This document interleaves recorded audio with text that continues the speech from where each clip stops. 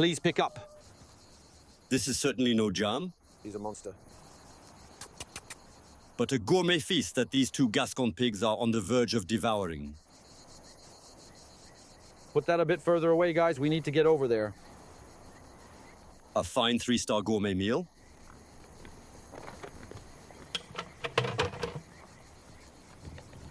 What's he eating there? Well, there you go. All the kitchen scraps. Everything organic. We try as much as possible to make use of the waste. There are the carrots, the apples, as well as the lettuce. And everything we believe is good nourishment for the pig. We try to do a little sorting as much as possible. Chef Glenn Viel provides them with 30 kilograms of food every day, including peelings and even leftovers from the plates whenever there are any. These pigs, which he went to get from a breeder in Provence during the lockdown, are an act of activism for this advocate of zero waste. We received them at 15, about 15 kilos, I think. Now I think they've gained 30 kilos. They have become almost like a part of the family. We genuinely enjoy coming over to feed them every single day. In any case, for me, animals are somewhat therapeutic. It's good, it's relaxing. Look at the setting. It makes pigs, and I think they're doing quite well. I have a feeling they're pretty happy there. Glenn Viel. He is one of the bright rising stars of French gastronomy. In January of last year, he achieved the pinnacle of recognition. It's an address that has become legendary. Bouchot de Baumanière. Glenn Viel. At 39 years old, he becomes the youngest 3-star chef in France. It's a childhood dream. It's something crazy. It's an incredible emotion to feel that, like a footballer, maybe a world champion. A 3rd star heralding an absolutely extraordinary season for this chef, who skillfully leads the kitchens of a legendary estate. At the base of the majestic cliffs of Baux-de-Provence, de Baumanière, the very first relais and chateau established in France way back in 1945. Last March, just as he was eagerly preparing to reopen with the honor of his 3rd star, Glenn had no idea that the unexpected COVID crisis would disrupt his momentum. Before stepping into the kitchen, he makes the rounds with his producers. They must meet the demands of this perfectionist, almost obsessive man. How's everything going with you lately? A huge congratulations to you on being awarded that impressive 3rd star. Already you're in beta with 2 stars, so 3. I'm scared. Stressing us. I see when updated. Nadege and Vincent are market gardeners. See the asparagus? Let's go. Spit. Specialists in asparagus for 5 generations. This is my journey. All right, Glenn, be sure to tell us if there's one that you like. Glenn is completely certain of what he wants. I don't see any. Asparagus. There's a nice one, but it's still small. 32 millimeters in diameter. We wait day by day, day after day for it to grow. So on 1 hectare, we might manage to harvest 5 kilos. It's the haute couture of agriculture. There's one pavilion. She will be not bad. Not bad, but still not quite right. I think we're at 28, you know. We're not at... No. But what an expert, Glenn. Oh yeah, she's not bad. These high-fashion asparagus, Nadege sells them to him for 28 euros per kilo, double the usual price. There you've got about 20 in diameter, and there you must be at around 26. It needs to be bigger. You're a bit obsessed, aren't you? I'm not obsessed. I have a recipe that requires this asparagus, and I need the right size to make it, that's all. A recipe often guided by the experiences from this creative chef's early life. Inside the big nodes haven't appeared just yet. Today in cooking, we prepare tied asparagus, meaning they're cleaned well, looking not only pretty, but also aesthetically pleasing. But for me, they would really provoke me, to be honest. Yeah, not that they annoy me, but they really do annoy me, actually. So when I was little, I remember eating asparagus in that way, dipped in delicious vinaigrette, and it was absolutely amazing. It was great. Maybe in the end it wasn't as good, but for me, it's what reminds me and gives me a certain emotion. 3 days before the opening, the asparagus will be the main element of a dish he will work on until the last moment. A play of textures between the 32 millimeter asparagus, very cooked, and a small one, almost raw. Are we going to add some tarragon powder on it? We did indeed say so, yes. No, I believe I would place it over there. Tarragon sprinkled over a condiment consisting of purple mustard, black grape puree, and quality olive oil.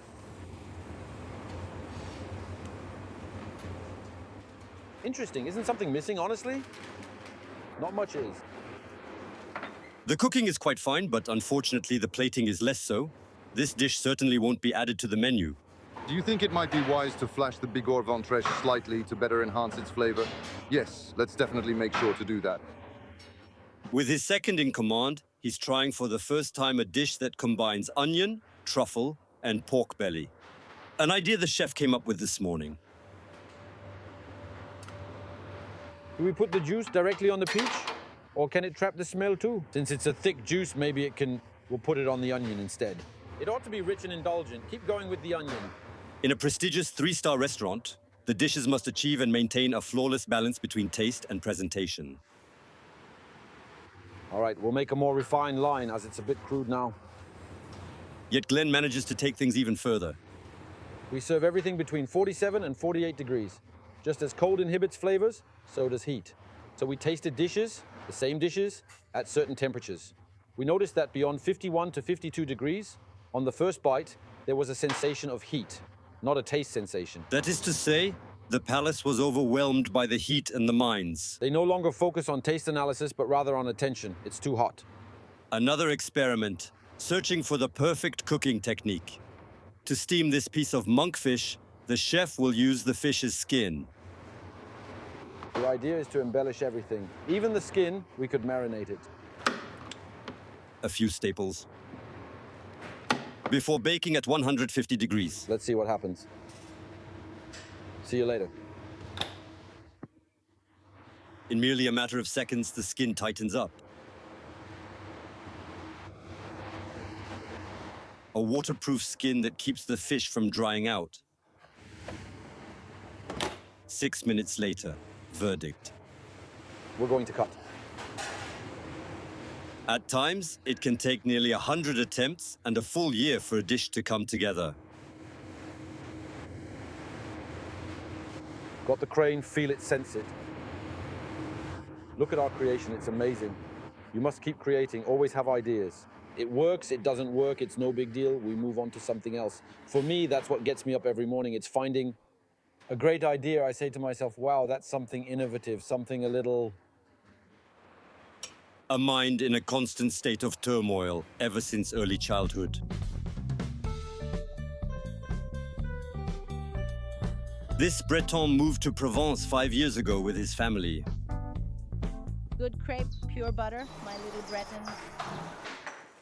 Come on, to the table. His wife, Erica, is a nursing assistant. She chose to stop working to take care of their 2 children. Are Grandpa's pancakes tasty? They're really good, aren't they? Yum, yum. Oh yes, they're absolutely delicious. Grandpa's pancakes.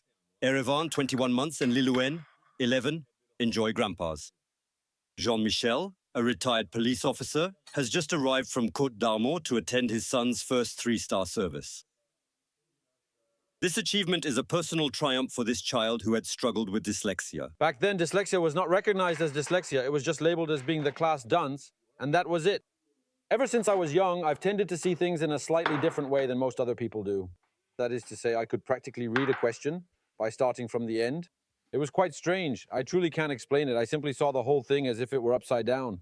I transformed it into a substantial source of strength, as it required adopting a somewhat distinct and unique perspective in order to continue progressing and advancing academically. So, I discovered some subtleties in my own way to continue moving forward. This is a person who thinks differently and views things from another angle than others. And so it makes them truly extraordinary. We'll definitely exaggerate it somewhat, but indeed. His father and mother, who passed away when he was 20 years old, passed on their passion for cooking to him. Glenn is taking a BEP and joins prestigious establishments where he has to prove himself. That was at the Meurice, my first job as a kitchen assistant. I was 20. At the Meurice, with 40 people on the team, there are tanks everywhere, along with stocks and consommes. And then there you go, I arrive and I'm quite impressed. You can tell that teams have been formed. There's certainly an atmosphere of competition in the kitchen, no doubt about it. You really need to strive to be the absolute best you can be. With this tenacity, Glenn earned his first star at 28 in a restaurant in Marseille, and 5 years later, the second one in Courchevel. That's where he comes across the man who will lure him away and eventually take him to beautiful Provence. I was contemplating that maybe on the other side we could set up a greenhouse. We will plant an assortment of citrus fruits there. And if the verbena and all that, it will come back. This man is Jean-André Charial, That's a lot of cash, that is. the grandson of the founder of Untold de Baumanière, currently the owner of the place. Jean-André was determined to win back his Michelin third star, lost in 1990, after proudly holding it for a notable 23 years. And within the fiercely competitive world of haute cuisine, he truly needed a culinary warrior. This drive for excellence, to let nothing slip, to always be the best, to always give it your all, to think only about that, etc. What's amazing about Glenn is that it's all he thinks about. He arrives in the morning and says, hey, I've thought about this, I had an idea. For me, it's a gift from above, it's great. Glenn is discreet about his salary. In the provinces, a 3-star chef earns between 9,000 and 12,000 euros net monthly. For Jean-André, an essential investment to ensure that the gastronomy lives up to this legendary place. Her grandfather Raymond, who made his fortune in insurance, bought this old sheepfold after the war, nestled in the Alpines.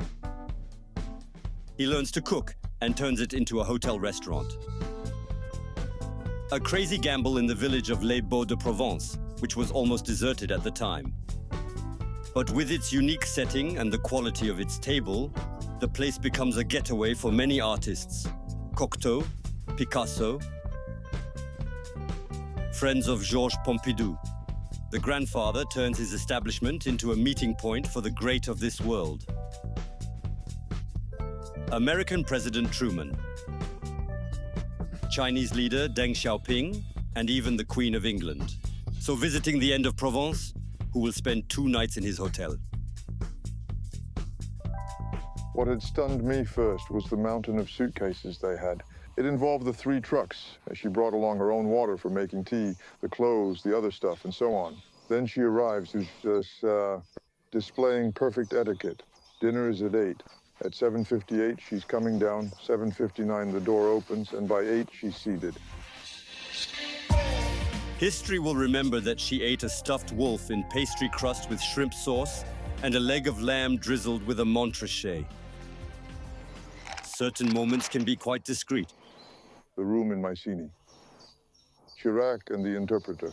It was the time when we were trying to sell weapons or Rafale jets or I don't know which planes. He was genuinely well surrounded, with men carrying guns always by his side. Whenever you walked into that room, it was more like, hey, watch out, you. Jean-André takes over from his grandfather in 1993 and expands the establishment. He buys a manor, a villa. The estate now spans over 20 hectares. The hotel has 54 rooms and suites, up to 1,000 euros per night. Each has a unique decoration. In one of them, there is even a deadened loaf of bread. Last year, the revenue of the establishment amounted to 13 million euros. Famous stars continue to appreciate the privacy of the location. Mick Jagger, Paul McCartney. Until the consecration last year, former President Obama and his wife Michelle came to enjoy the cuisine of Glenn Viel. For Jean-André Paris-Gagné. I believe that my mission here is to bring the emptiness to life. That is to say, it's an exceptional place, and we've had exceptional people who have come here. We really have to keep going. So if De Niro happens to be filming in Arles like he has before, he really should stay here instead of Arles. March 5th, the day before the restaurant opening, Glenn Viel goes to pick up an order from a master glassmaker. This obsessive person does not stop at what's on the plate. So good morning. He also wants to control the plate itself. Cutlery, carafe, glass, gravy boat. He has everything custom made. For art glass making, Glenn calls on one of the last French glass blowers, Alban Gaillard. There are strong ties to the art of cooking, like with the oven, the heat and baking involved in the process. It is thoroughly heated to a scorching temperature of 1,100 degrees. Crystal materials can be molded similarly to modeling clay.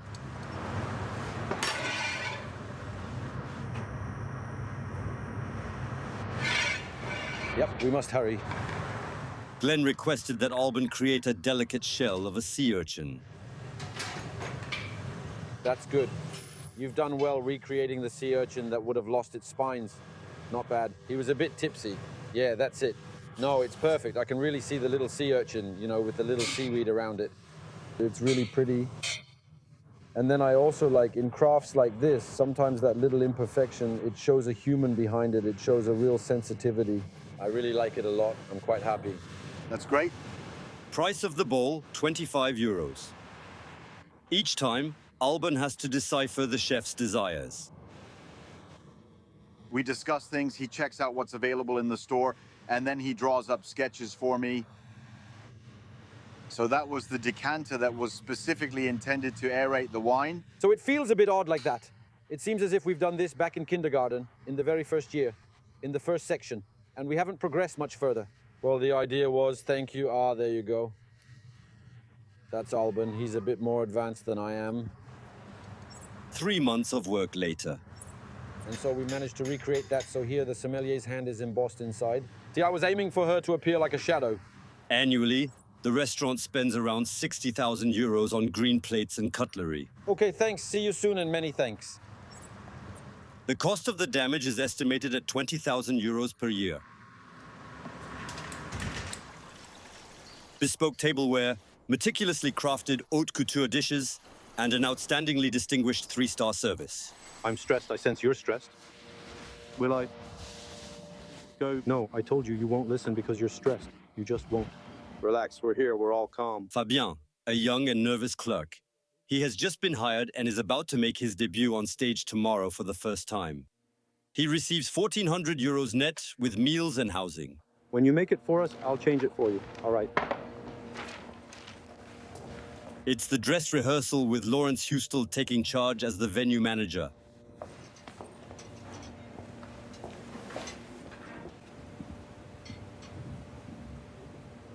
I repeat, we are in a real situation, okay? We have customers. All right. Ladies and gentlemen, to begin your meal, you'll enjoy an aperitif centered around pork. Initially, you will have the troule here. The troule is a specialty from Nice, a Provençal blood sausage. It's a very good tasting. Did you feel it? There was an awkward silence at one point. Yeah, you hold on to it, but it's long. So, are you able to do something like simply move back and forth with it? Don't you ever say a little word or something like that, you know? Perhaps a small, what's it called? Ladies and gentlemen, good morning to you. We can talk and do things simultaneously. We set the tablecloth. There, I'll make a small aperitif for you. I'll explain. Right away, we put them to, you understand? We're taking care of them. We're handling it. Especially since to properly accommodate guests in a 3-star setting, the number of covers has been reduced from 70 to 45 diners. On the other hand, there are still as many servers, 22, so they'll have more time to present the dishes. Dishes they need to know thoroughly by heart, inclusive of all their ingredients, flavors, and history. And so next to it, we'll have a flat parsley sorbet, They thoroughly tour the kitchens to study the latest creations. a lace cream and roasted hazelnut, a delicately light and airy cream with hazelnut, and just a subtle touch of fleur de sel. But also shavings of fresh Paris mushrooms. A dessert by Brandon Dehaan, the 26-year-old pastry chef.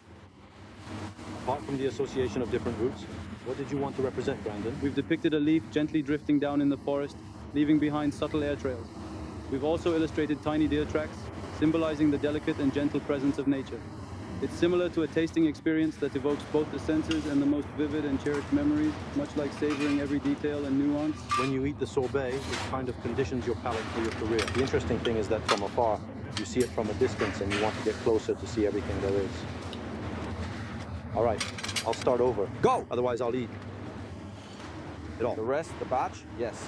We have 3 chefs with pepper. Oh, we did it well. That's it. That's good. That's good. So next, we'll add a few bits of fresh apples. Glenn hired Brandon 4.5 years ago to strengthen his team. This pastry prodigy has been working in the top establishment since he was 14 years old. This 3rd star is genuinely also his. Oh, yeah, cool. Stars run in your veins, right? Have to, but no. For me, 3 stars, it's the design, it's the dream of a lifetime.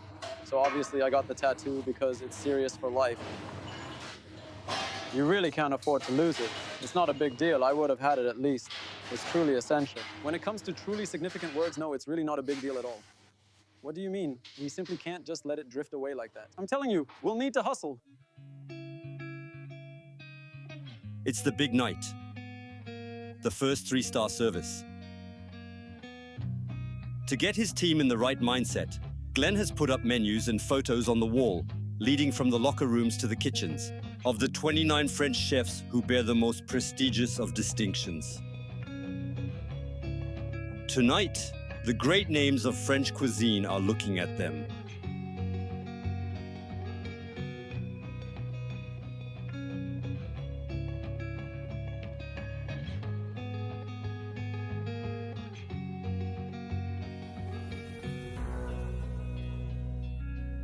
Jean-Michel, Glenn's father, is in the Holy of Holies, the kitchen. He, the former police officer who gave his son a strict upbringing, will have the privilege of being the first to taste his creations. You know, because the journey was a bit chaotic, I would say. I didn't exactly make my parents proud during my school years, let's say. Maybe a little bit of payback on my schooling can also serve as a message of hope for all. The children who struggle to find their place in school, as perhaps they will truly thrive in a professional setting later on. It is emotion and it's pride. Yes, I was labeled as strict, it seems, though I wasn't aware of it. But we can clearly see the outcome today. Certainly the rigor played a role, the demand, the perfection. Here we are here. We'll try not to mess it up since I'll frame it later. But on this 6th of March, not everything is going as planned. The COVID crisis is already joining the table. 2 chefs are stuck in Italy, where the virus is wreaking havoc. A third one, who was afraid of the pressure, called that very morning to withdraw. Held up. In an emergency, Glenn had to call 3 of his friends for backup. We'll place it in the refrigerator for later on. Starred chef Christophe Chabiola is the first one to arrive. This morning he was a bit desperate because, damn, I said, okay, I'll come tonight, even if I'm coming from a bit far, it's no big deal. Friends he can count on, because Glenn also knows how to lend a hand. How long for the noise to continue? Did you set a timer or not on that? Yeah. Stéphane, who used to be his vocational high school teacher, has just joined the team. Divorce and layoff, he experienced a really challenging period in his life. Glenn decided to hire him and also provide him housing. As an intern already, I will say he devoured the comics. Because he had passion, because he had desire, he had grit. Now, The intern hires their professor, is that it? That's it, it's kind of like that. But it's not awkward, it doesn't bother me. Let's have a quick debriefing session, about 5 minutes, guys. Really swiftly. Gentlemen, in approximately an hour, we are going to start. It's the big leap. We're doing our best so that we have no regrets tonight when we go home. As usual, we give our all because today, we've got this. Great service, gentlemen. Sir? Glenn's father begins his grand feast with a serving of foie gras, cooked inside this celery. Hop. What's interesting is that the foie gras cooks and also releases fat, which in turn flavors the delicious celery truffle semolina below. Yeah, I wonder where he unloaded that. Foie gras elegantly served with a beautifully crafted tartlet, topped by the talented chef with a luxurious and exquisite black Aquitaine truffle cream. This dish is priced at à la carte 95 euros. It's the first time Jean-Michel is dining at a 3-star restaurant. He was invited by his son. Otherwise, I think I wouldn't have been there. There you go, because yeah, it knew nothing at all. It's true that it's not the kind of restaurant where just anyone would normally dine. I would have regretted not coming. There'll be 3 pink gilos and a pink pigeon. In 3 hours, 400 dishes are prepared, including sea urchins with a rusk velouté, all elegantly served in renowned crystal cups. Come on. Let's proceed, please, in the proper physical body. Or this intriguing dish called the Clash of the Titans, an epic battle between garden peas and fine quality caviar. A bit of angachine for a spoon and a pigeon with a pink card. Hélène doesn't take her eyes off her new recruits, including Stéphane. Toss the frogs. Stéphane, please. We really need to get on with the frogs. Stéphane messed up the cooking of 2 squabs and appears to be struggling considerably to keep up with the demanding pace of haute cuisine. For my head, I just can't hear. For my head, I just can't hear. It's really intense. All right, don't worry, it's almost done. It will be over very soon. And now it is finally completely finished. The restaurant is fully booked. The 8-course menu costs 240 euros without wine, 10 euros more than last year. Jean Descostières, to present and thoroughly explore his natural state and his book. These 2 couples from Arles have been loyal customers since the 1960s. It melts in your mouth. Delicious.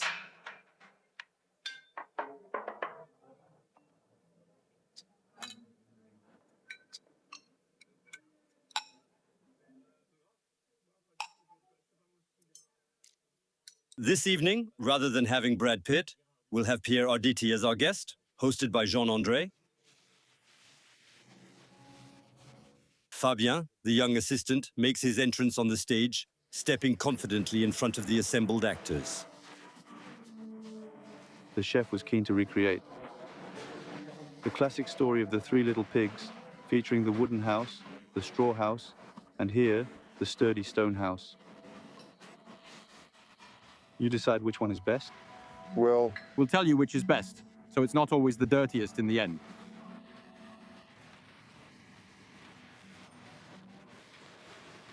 The pudding's fine. To compensate for the loss of income due to the reduced number of tables, the restaurant is relying on the appeal of the 3rd star. Over the year, it allows for a 20% increase in customers and more frequent full bookings. But 8 days after that evening, on March 14th, the government orders the closure of all restaurants in France. Glenn Viel's upward trajectory is abruptly halted. Hello, madam. Hello, sir. How are you today? Very well. Thank you kindly. Wishing you a pleasant September day. At the end of this summer, the clientele has returned, primarily French. But during the 3 months of closure, the establishment lost 1,200,000 euros in revenue, which will not be recovered. Take some of the sales, guys. Yes, we'll get 2 or 3 beats. Attention, artichokes. Matthias. Glenn has reunited with the 35 chefs of his team. During the lockdown, almost all of them were on partial unemployment. The hyperactive chef took advantage of this period to develop his vegetable garden. There's a bit of savory too. We shake your container. A total of 35 distinct kinds of fruits and vegetables. So that pretty much represents what we have here today. We're not far off from 1 hectare of vegetable garden. That means we added more containers during COVID. There were still people who came to work. And so we expanded. We still have areas to develop. When we work with the eggplant, it comes to us. When we work with the pea, it comes to us. The green bean to us. A large number of our tomatoes come from here.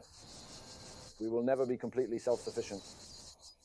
I don't believe that, but each year we manage to get a bit more.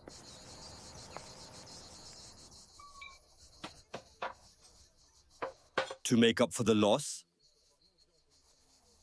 the chef is counting on the late season, popular with European clientele. But the epidemic boom makes the future unclear. The Bouches-du-Rhône department, where the restaurant is now an alert zone. 450 clients, both German and British, have cancelled their reservations.